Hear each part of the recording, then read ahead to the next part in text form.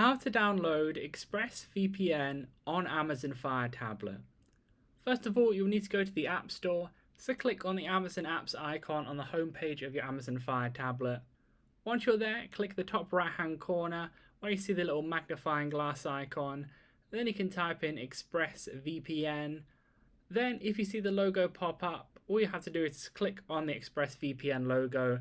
Then once you go into the ExpressVPN page, you can click the Get on the right hand side or on the middle part there.